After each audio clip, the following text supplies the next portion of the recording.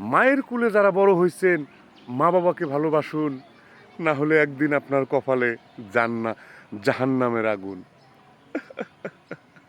শুধু বড় ভাইয়েরা, কষ্ট নেবেন না মনে, আমি গরিব মানুষ বলতেছি আপনার প্রাণে।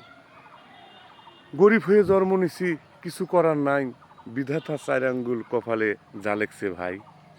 তারপরও ভালোবাসা আপনাদের দিতে চাই, আসলেই হোয়াটসঅ্যাপ বেল্লালের মতো এখনো করতে পারি নাই ভাই।